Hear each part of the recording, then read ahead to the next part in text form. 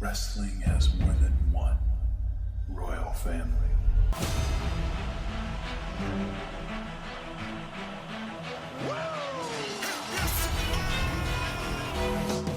Acknowledge me!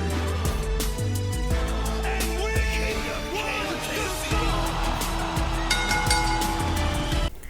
What is up, guys? Welcome back to Wrestling Crossroads. As always, I am one half and I do a Twisted alongside Brother Pyro. Hello, ladies and gentlemen. And we are recapping Worlds Collide. This is the first pay-per-view that they are doing cross-branded between WWE, NXT, and AAA.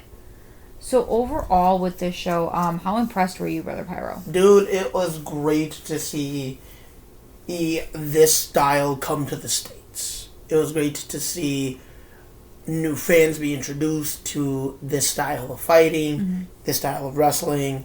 Let's talk about our commentary team being Corey Graves and Conan. Desario said it earlier, before the show started. Giving Conan a live mic was very dangerous. Turned out it wasn't as dangerous as it could have been. Mm-hmm. But let's give these men their flowers because they really did gel real well together. Yes. And thank you, Conan, for, giving us the history lesson that is AAA, Lucha Libre, all these different fight styles that come to be, and about all these guys and gals that, the world may not be, especially the Americanized fans, might not be so familiar with. I like that they did do that, kind of pointing out this, that happens throughout the show, that they did give a lot of history lessons, not only on, some of the people that they would be facing, but a lot of who has come through AAA and how AAA started. Right, it was a lot about the company, a lot about about the people in the ring, about the people that came before them.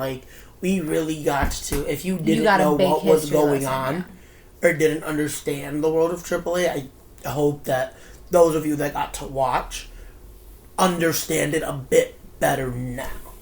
I do really like the history lesson because you know me, especially with how I go, when we have our big four, I always have all of my, I'm trying to think of what it's called. You have all your statistics. My statistics. So to sit there and, hear all these history lessons about it, that was absolutely beautiful. And I did like that opening up the show. Obviously, we had the national anthem for both Mexico and the United States. Yep. Rey Mysterio got in the ring. Talked a bit about it. But what I was going to point out is you had said that on the flag, there were two flags that were there. They were people who had started the company that had passed on. The president's brother. Yes. The current president's brother. And I think the other one was one of the guys that really competed for them, if I'm not mistaken. I don't exactly remember, but I know they were two bigger components to AAA in its early infant stages. Yeah. But Mysterio, like I said, Mysterio being able to, come in, open the show, talk about what AAA meant to him, how he's glad that, he was a part of the first one 31 years ago. Yeah. The first Worlds Collide was 31 years ago. Mm-hmm. And he got to be part of that. He thanked, the fans for helping him continue his career. I'm a little sad because of the fact that it has been 31 years that he was not cleared to compete. Yeah. I mean, I love that they showed us snippets from that first Worlds Collide, though. Yeah. One of the commentators, saying, hey, Rey Mysterio, outstanding talent. You'll see him for the next 20, 30 years, and here we are 30 years later. And your exact words when you heard it was, y'all really spoke his career into existence. They really did predict the trajectory of his career. Yeah. But, a lot of the smaller guys that we see now were either inspired by or came from AAA. We got the Rey Mysterios, the Psychosis, the Eddie Guerrero, the Chavo Guerreros, who was in attendance. The Dragon Lee. You said, what was it? Andrade was part of it? Andrade, Santos, Angel, Berto. And Angel and Berto have family ties to the company. Yes. Like, their dads wrestled for the company. But let's get into some matches. Yes, please. Kicking off the show was LWO and Lince Dorado, which I do love that Corey Graves, reminded the fans of who Lince was. If you don't remember him, he was a member of Lucha House Party, a group that we haven't seen in the WWE for a while. Yeah, no. And then they took on, representing the world of AAA, was Aerostar, Octagon Jr., and I think the man that became the most over in the shortest amount of time, Mr. Iguana. It's like when you introduced Joe Hendry to the world of WWE for the first time. Well, he was already over. Not in the world of WWE, though. Fair. But Mr. Iguana became the most over dude in like 6 hours. It took like 6 hours, and that was the most trending dude to come out of all of this. This match was super fast paced, though. If you blink, you missed something. But it was great to see this newfound style be introduced to the American fans. Yeah. And real quick, real athletic. And if you don't have the cardio for this, man, you're in trouble. Yeah. There were a lot of times that you did point out that, it got so chaotic that you didn't even have the legal men in the ring anymore. And via, it being more on the AAA rules instead of the WWE rules. It really doesn't matter as long as 2 men were in the ring. You were really able to get away with a lot of things even further on in the show. Oh, yeah. No, and, it's funny because Mr. Iguana has, the stuffed lizard. Yeah. And, I remember on commentary, Corey Graves asking, if that was legal in Conan, well, dude, if we were in Mexico, we're doing AAA rules, yeah, that's perfectly fine for him to, go around smacking people around with that weapon. You know what's hilarious is the first meme that I opened up my Facebook to after this wasn't what you think it would be. It was that next year main eventing WrestleMania was going to be Mr. Iguana versus the Cobra with Mr. Sacco as the special guest referee. Yes, I shared that to our group chat. I was like, oh my god, yes. Yes. Oh my god, give me the gimmick. Give me the gimmick back. I don't think we need the gimmick. Trim, I don't care what you gotta do, but make it happen. I don't think we It would be so stupid and be entertaining. Especially with the men involved. Okay, but they meant for that to be the one I had seen had said main event, and I was like, no, sir. No, I don't need it to be the main event. No, sir. But for the love of God. Or no, the one that Desario shared to the group chat, and it's the Iguana on the Money in the Bank. Oh my god, that was on the Money in the Bank. so special. And then we had one where he was holding the World Heavyweight Championship. As much as I hate the dumb gimmicks, he definitely did. We love the dumb gimmicks, cause he really showed that just because he's a dumb gimmick doesn't mean he can't get it done in the ring. Yep. He definitely, showed a lot of athleticism, a lot of fight, a lot of heart. Probably one of my favorite moments though was Lince Dorado giving the stuffed iguana, La Vesca, a freaking stomp, an elbow, and actually having a full on making that part of the match. That was just special. It was great. It was entertaining. It was special. It was entertaining. It was special. But picking up the win, going up 1-0 in this Worlds Collide match was Octagon, Mr. Iguana, and Aerostar.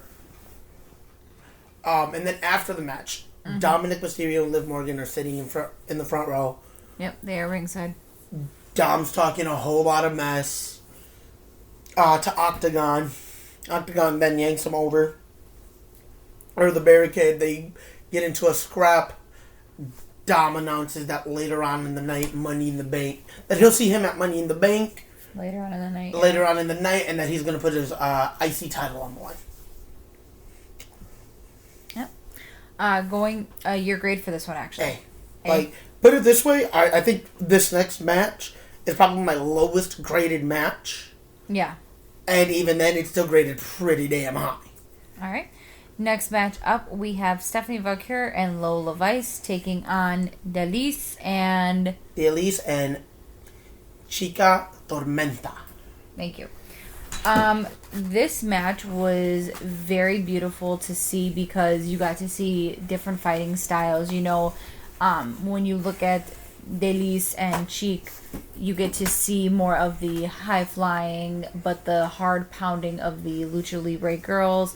Stephanie, who comes from this, but was also trained by Delise, but also has now kind of formed into her own little WWE style, which is very nice. And then obviously the MMA background of Lola right? Like Vice. they touched on that though too.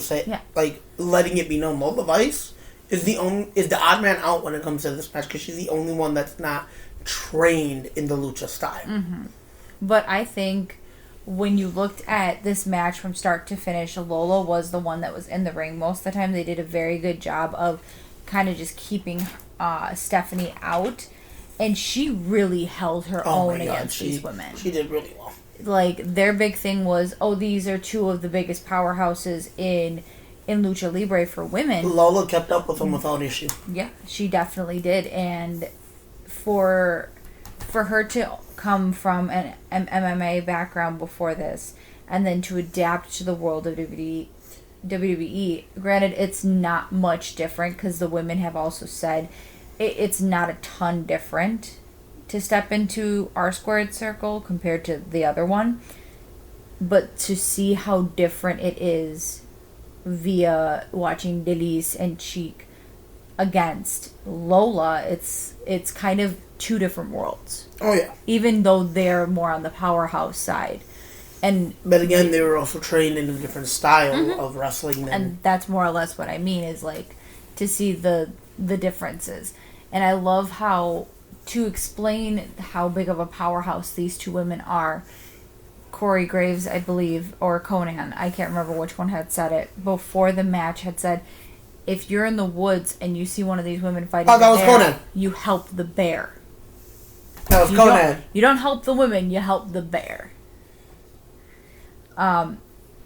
For my introduction being to two of these women, and obviously the AAA and the Lucha Libre, this was actually a beautiful match. I'm glad that, paying a lot more attention to the AAA now, kind of that we have it started and got the ball rolling with our introduction to it via WWE. I'm very happy with seeing it and seeing how well these women can do. Picking up the win, however, was Stephanie and Lola, but we also got to see a double angel's kiss, or devil's kiss? Devil's kiss via Stephanie and Lola, which, someone would have loved on the commentary. They referenced it. They referenced that. But your grade for that one? This one was an A-. You can kind of tell a little bit of the disconnect early. Yes. And we did point that out while we were watching. But, again, overall, I think all four women delivered. They fired on all cylinders. Mm-hmm. There were definitely... They did really well together. There were definitely a couple of times, like you had just mentioned, that throughout this match, you got to see where the Lucha Libre girls did stumble a bit when it came to Lola being the one in the ring and having that But you also got to background. see it vice versa. Yes. Yes, you did. I'm just saying you saw more of the oopses on their end versus the other end. That's fair. At least it was a bit more visible to even the naked eye. Alright. Next one. Legado del Fantasma Santos Escobar, Berto, and Angel take on El Hijo de Dr. Wagner Jr., Pagano, and Psycho Clown. The whitest name out of that entire part. Psycho Clown. Let me say all these Mexican names. Psycho Clown. And it's funny because they talked about, Conan touched on it, Psycho Clown and Pagano definitely have some beef there. They've faced off for a number of times, and it's one of those, how is their past really gonna, help them or bring them back into the, like, how is it gonna play into effect of them being partners right now? Yeah. During the video package, actually, I want to say it was Pagano, they were doing their video packages, and they were talking about how he was there at one of the events that one of the last events that Santos was a part of, where Santos lost his mask, had to demask in front of the crowd in Mexico. Mm-hmm. That definitely played a hand in how Santos was feeling, because think about it, the last time he was in front of a AAA crowd, he was getting demasked. Yeah. And that's just a big no-no. Mm-hmm. Granted, it was the ending stipulation. Yeah. But still. Yeah. Again, this is just another match where all 6 men really did deliver. Mm-hmm. You can tell, especially with, Pagano, he struggled a bit to really get up there. He wasn't moving as well or as fast. There was another thing that that they mentioned on commentary. I think it was Berto's dad would drive. The family. Yeah. The Psycho Clown. Berto would come with his dad to work. Yeah. They drive Psycho Clown and his dad around. Yep. From event to event. Yeah, and that's where I was going. I just couldn't remember how the. And I was just like, no, that just tells you how quickly, how deep this stuff is embedded. Think about it. Wagner Jr., Pagano, Psycho Clown, Berto, Angel, all second, third generation guys. Yeah. A lot of these guys are multi-generational. Mm-hmm. And I think that's something that's often overlooked, especially in the world of pro wrestling. Was it this match, or was it a different match that they had mentioned that there was a superstar on the AAA side that had over 20 members of family in the ring? It was this one, because I believe they were talking about, I want to say they were talking about Pagano. Okay.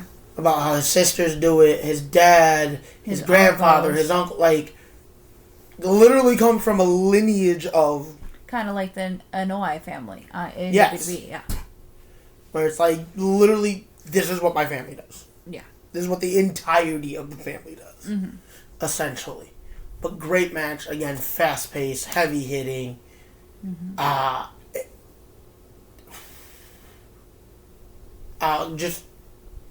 I'm trying to really pinpoint some moment in the match. It's been 2 days. Yeah, I mean and we've had a lot going on, and this show had a lot going on. It did. I mean, definitely this is one of the matches to go back and rewatch. Dude, the whole show. Like you said, Pagano was one of the ones that did take a bit to get moving, but I think but once he got started, once he got that ball rolling, it was the one that it was there.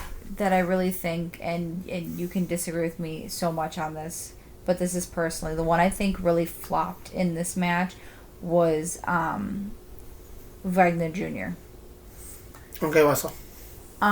When you watched him, as we say that Pagano took a while to kind of get started in it, but Wagner Jr. wasn't really used very often, and when he was used, he was you took everything about Lucha Libre, watching the high flies and the really quick movements, and you put it on slow motion. And I did point that out to you while we were watching. I was like, why is this guy the one that's the absolute slowest? And you could tell he was having a lot of trouble in the ring. It was like watching a lot of the moments that he had. It's like watching those I need to be silly videos. Yeah. And you don't really, it's more comical. Okay. But yeah, it was just you put it on slow motion, you're watching this and you're like, that's not as entertaining as everything in the background that's going on. That's fair. That's fair. But inevitably capitalizing on a distraction, really. Yeah. Was the Legado del Fantasma. And with that distraction, they were also able to pick up the win. Yep. Again, they gave this match an 8 because, again, nothing about this was really bad. No. And I think they did say that Legado del Fantasma is now going to be challenging for the tag titles in AAA.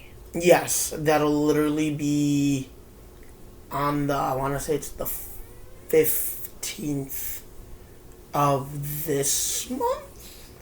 I believe that was the date that they gave. I can look it up, though. We can announce it at the end. Going into the next match, we had the NXT North American Championship. Ethan Page defends against Javon Evans, Ray Phoenix, and Laredo Kid. Laredo. Hey, I was close. You were. I was close. With this one, it was absolutely beautiful to see all four. Yes, it's June 15th. It is June 15th? Okay. I'm excited. I gotta figure out how to watch that.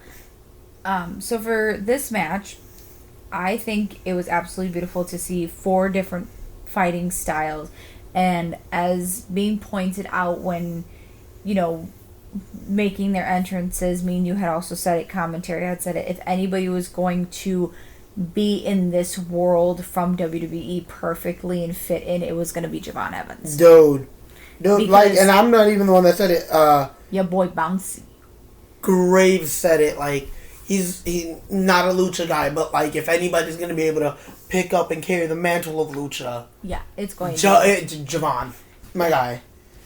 He definitely is built for the world without being part of that world. You definitely also got in what looked like a disadvantage for Ethan Page because he is not one that goes to the top rope. No, he's not. He is more of a mat guy. So it was very, very beautiful to see how different these 4 men can be when it came to the style of their own wrestling. This was another match that was also quick-paced. We had a lot of near falls, and I gotta say that the workhorse in this match, to no one's surprise if they have listened to us before, was Javon Evans. This boy could get hit by 3 different men and still get up to save a pin. Oh, no, this man was all over the place. And I mean, obviously we're going to be talking Money in the Bank later, but we had some workhorses in Money in the Bank as well, and we'll get to that when we talk about it. But to have, like I said, to be taken out so many times and to still get up and not even take that breather. He was a pest. He definitely But he definitely, if he didn't gain some kind of respect from the guys in the back after this match. Yeah. I get it, Lucha is really, really against outsiders. Conan said it on the commentary table. If you're an outsider, they're really wary of you. They treat you a lot differently. Yeah. But I think Javon did enough to, we here. But I'm sorry, I had to, because I really needed to. Yeah. I'm looking at the card for the next AAA event. Okay. And the tag titles are going to consist of some fun stuff. Because it's... No, I had it... Okay, so I'm going to translate it to English, because I always have trouble. But it's the new generation of Dynamite. Yes. Los Garza. Okay. Psycho Clown and Pagano. And representing TNA, the Nemeth brothers. Oh, really? The Nemeth Ryan brothers and are Nick in this. Nemeth. Oh, okay. That is actually pretty cool. I'm so glad Yeah, that the so Nemeth the brothers fact that will be we're getting a fatal 4-way for the AAA. Yes. I do love that all of the announcements from the ring announcer, granted it being Lilian Garcia, so I'm not surprised, all came in Spanish. Yeah. Really added that nice touch of flair. I like that too.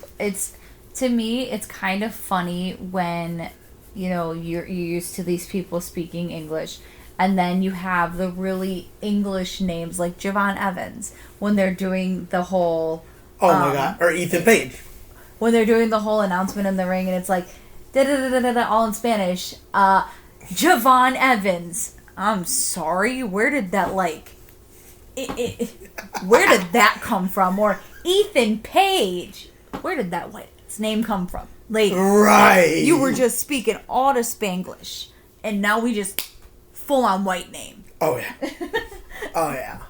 Definitely, like, but I loved seeing it, capitalizing off of someone else to the surprise of no one. Ethan Page. Conan said it. He doesn't like him because he thinks he's arrogant because he's not a lucha guy. But he also said he respects the fact that he's willing to, as arrogant as he is, he's willing to get in the ring and back it up. Yep. And that he's always 1 to 2 steps ahead, and yes, that's exactly what happened. And that's what I had also pointed out. Like, as much as I hate Ethan Page, whatever he talks, he does back up, and I will respect him for that. But other than that, I mean, you can't get me to say anything nice about the guy. He's willing to get in the ring with just about anybody. Yeah. But congratulations to him for retaining his title. Your grade? Another perfect match. And what did I say this match? What was going to happen with this match? This was going to be match of the night. What was this match? Definitely match of the Did night. it not steal the show? It did. The most talked about person coming out of Worlds Collide is Mr. Iguana.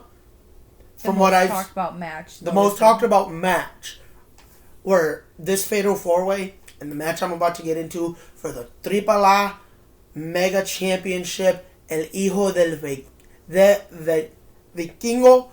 God, I struggled with that. Shut up. Saka. Versus Chad Gable. It would have been so much better if it was the large coffee. Just so I could call him the large coffee the whole time. Hey. I know, I get that with Money in the Bank. We're okay. You get to talk about the large coffee when we cover Money in the Bank. This match, they really did state how Vikingo can really, be the top rope guy, but he can also be down there with a Chad Gable, and he can wrestle, and he can grapple, and he can get real technical if he has to. Mm-hmm. And I love that because you really got to see what that was. Yeah. You got to see a lot of similarities, but you saw the massive differences. Is that one of those being Vikingo moves a lot faster. Mm-hmm. He's not as slow paced or orthodox as a Chad Gable is. Chad Gable being an Olympic wrestler, he really did try to use that to his advantage, and for the most part, it worked in his favor. He was able to ground Vikingo for a nice chunk of the match. And one of the things that they were mentioning during the entrances was that Vikingo's dad is also an Olympic wrestler and has taught his son how to ground it like Gable. If needed, yes. Yeah. But again, like, Gable's strategy really did kind of work out really well. Like, he did a lot of damage to Vikingo's ankle, and you got to see that play out. And the knee a little bit. And every time he, hit a dive or a spit, whatever, a kick, like that ankle, that knee, you could tell was starting to bother Vikingo as we got later and later into this match. But also, let's talk about how Vikingo did a lot of work on the arms and the ribs of Gable. Yes. Like, bro, if you can't breathe, you can't fight. And when you get your ribs attacked as much as Gable was, yes, it makes it real difficult to fight. Mm-hmm. The table spot like that. Okay, Gable introduced the table earlier. Yeah. It was ignored for a good chunk of the match. Oh, yeah, no. I love that Graves is like, he's really letting the ref really understanding the difference between the U.S. style and the lucha style, and really giving it giving these guys some leeway to do what they want, like to really do this match. The importance of it being for the biggest prize in AAA right now, that Mega Championship.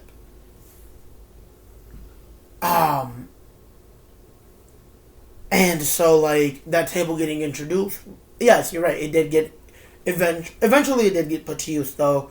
Vikingo tried, he failed, like, he didn't get him on, as they scrapped. for positioning. Gable was able to get him onto the table and hit that moonsault. Yeah. Earlier in the match, the off the turnbuckle. Yeah. Like, not even the actual turnbuckle, but like the little piece in between the post that connects it to the turnbuckle. Him jumping off of that and hitting that Mexican destroyer on Gable on the ring apron was flawless. It was beautiful. Like, and respect to Gable for being willing and able to do that, to take that spot. Yeah. Because, like, if one person slips, that whole spot goes south. Yeah. I don't think Chad Gable would like to become fully Kurt Angle just yet. I'm sorry. I won the AAA Mega Championship with a broken freaking neck. Yeah, you probably won. I won that paralyzed is what that would have been. Would have won the match dead had that gone south. Let's be honest. I know, but like, yes, I got where you were going. Yeah. But again, just able to like, and like neither man really able to gain a significant upper hand throughout the match, because like they really were able to counter each other really well and go back and forth and really tell the story. They touched on this. Trick Williams being TNA champion. Yes. And Corey Graves asking Conan, what would that mean if Gable were to come in, be the outsider, and win that championship off of the Kingo? And Conan stated it. There's going to be a lot of guys not happy about that in the locker room, and there's going to be a lot of pissed off dudes. Yeah. A lot of pissed off luchadors ready to come for his head. Yeah, definitely. But as the match went on, you know, we got to see some kind of separation eventually. The King was able to hit that 630, pick up the 1-2-3, and ladies and gentlemen, still your AAA Mega Champion, El Hijo del Vikingo. And I did point out to you, like, looking at this entire match card start to finish, this was the one match that just, to me, kind of slowed down and kind of felt it felt to me like it fell flat. If I could get all the F words correctly out. Yeah, that's how I felt. Am I pissing you off? There you go. You knew exactly where I was going with that. Thank you. Yes. And see, where you say it fell flat, I don't think it fell flat. I think the match delivered the way it was supposed to. I just feel like, you know, compared to all the other quick and high flyer, this one was just more grounded. Because you were looking for that next big spot. Yeah. Not like you were with the other matches. This one you had to like really give the chance to breathe because of how important the match truly was. Yeah. And I loved every second of that. And I will say, like, the end where all of the baby faces came out to hoist up Vikingo and celebrate with him, and then you like, all right, there's, you know, Pagano and Octagon and Iguana, Star, Psycho this Clown. guy, that guy, Javon Evans. Yep. Javon Evans, cause like Javon Evans. Javon at this point is an honorary lucha as far as I see it. I hope AAA adopts him, maybe put him on another card. You know what? I wouldn't mind it. He looked like that one distant cousin that you had to invite to the I swear to God, he was just so happy and proud to be a part of all of this. Like, if you go back and look at the closing photo, like, he's just in there. Oh, big old smiles, yeah. A big old smile. Oh my God, that was great. So your grade for the last match? Both of these matches, just A+ matches, knocked it out the park. All right. Show overall was an A+, just home run all around. I don't think I've ever actually graded anything this high to this extent since I started doing grades, but man, when you're as invested as I am in the world of wrestling, whether it be European, Japanese, whatever, when you are as involved and as connected as I am, you truly learn to appreciate it. And then when you get to see the difference, like the big difference that it can make from, you know, this time a couple, like 5-10 years ago. Yeah. Wasn't really a big thing. Yeah, no. And now we look at it here and we're like, wow, this is really taken off. This is really evolved. Yeah. And getting to see how well everybody is able to just work together and putting together this type of show to the magnitude that they have done it is unreal. Super proud of them.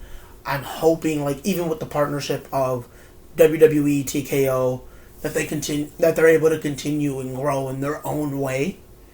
And maybe we see more events like this in the future. Yeah, definitely. More involvement of the luchadors, the AAA guys on WWE TV. Yeah, like, you know, the fans already calling for Mr. Iguana. Oh yeah, definitely. But like, I would love to say, like, next year, Money in the Bank, give me Aerostar.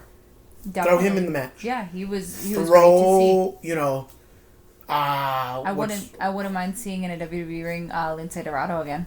I really wouldn't. Give me, you know, a Laredo Kid. Yeah. Throw him in NXT. Give me, I said it during the Fatal 4-Way, and I'm going to say it again. Give me Javon and Laredo Kid one-on-one. Yes. Give me Ray and Laredo again. Because that's, if for anybody that's watched AAA or even Lucha Underground in the past, we've gotten that before. Give me, you know, Aerostar and Penta. Give me when Mysterio's healthy. Give me him and, you know, somebody else. I think I read rumored plan for Triple Mania in August. Yes, is going to be. Is rumored plan, pending injuries, pending, you know, health status. Yes. Old generation versus new generation. Vikingo defending that AAA Mega Championship against Rey Mysterio. And one thing I do love about AAA, and this is no knock to anybody else, is none of their titles are this hot potato pass around. Like, every title means something to every competitor, to every challenger, to every story. Like, and these are and there isn't, you know, this, I held this for a week and now I gotta pass it up. I held it for like 2 months and now it's gone. Like, every reign means something. Think about it this way. They're doing the video package for AAA before Vikingo had to relinquish it due to, I believe it was an injury, before Patron held on to that title. He stated he held on to that title for 833 days. Yeah. Like, he was the longest running AAA Mega Champion at that point. But, like, none of these titles don't matter. Yeah, definitely. And, like, I know, like, watching, like, an AEW, a TNA, a WWE, and NXT, sometimes we feel like these title reigns, with how quickly they're just passed off from one guy to the next, or how lackluster the storyline is with this title, or with this champion, or whatever, we feel like the title doesn't mean as much. Yeah, definitely. AAA is really good about, you are our champion, we are highlighting you. Yeah. We are truly going to highlight you. That's great to know that there is a company out there that does something like this, especially, you know, when they've also been around for a while. It's because AAA is nothing new. I mean, they've been doing this 30 plus years, and they still highlight their champions 30 years later. Whereas, you know, speaking WWE, one of the titles that me and you have constantly said is one of those lackluster hot potato titles is the women's tag team titles. Facts. Because there hasn't been much relevancy to them, especially since we had the walkouts. Right. I think that was the last time that they were really up there. Right. Like, and honestly, like, even before that, like, I think the last thing that really made you, outside of, you know, Bayley and Sasha winning the titles. Yeah. Making it, and they meant something then. Yeah, they did. Then it was, I think, the next team to really, like, make you pay attention to them, because there was a little hot potato in between that, though, was the Iconics. Or now in TNA, the Inspiration. Cassie Lee and Jessica McKay. You could see how much it meant to them to win the titles. But, like, now it's kind of starting to mean something again with Judgment Day. With Judgment Day, Liv, and Raquel. Yeah. But think about what it took, how much it takes to get to that point with these titles. It takes a lot. And it's sad because you want it to mean more. You want it to mean something. Or like when we used to cover AEW, one that you said was a hot potato title. The International Championship. Yep, I was getting there. The International Championship was because it was a hot potato or an injury. Oh yeah, no, because everybody that held it managed to get injured. I think that the last real champion that held on to that one that you cared about, that like really made you focus on it, was Orange Cassidy. I was gonna be mad if you said anybody but him, because Orange Cassidy. I think he was the longest reigning as well. Yes, he was. But then you go into another title that really doesn't. Another set of titles that don't mean anything is their trios titles. Yes. I don't even know who has them. I couldn't tell you. But circling back to where we're at now, we hope you guys enjoyed Worlds Collide. We see you again on the 28th for Night of Champions in Saudi Arabia. Yes. And with that, we would also like to announce that myself and Desario in August for AAA's Triple Mania will be having a sister podcast. And it will be known as Wrestling Crossroads Land&Sea. Stay tuned as I will take to socials to give more details. And again, in August we will have that first real episode. I know we've talked about it, we've teased it here and there, but now I think is the right time to really get it up and going with the acquisition of AAA. Yeah, definitely. And then obviously we can bring more in, and we kind of, we definitely want to cover more in the world of wrestling. As we've said before, we're working on starting up TNA coming this season. Obviously Land&Sea, which is something we talked about in season 1 that didn't really get off the ground and with the ball rolling, but now definitely in the season that we're in, we're ready. Oh yeah. But we hope you guys enjoyed the show just as much as Brother Pyro did. I know this is something you were really looking forward to. I'm actually. I have a couple of days off coming up this week that I'm really happy that I get to just sit down and relax and not do nothing. Mm-hmm. I may go back and rewatch this. I'm not gonna lie to you. We know you're going to. I'm not gonna lie to you. I may go back and rewatch this show. You're definitely going to. We know it. But with that being said, we will be back with our recap of Money in the Bank as well. We hope that you guys still tune in as you have been. And with that, we'll catch you later.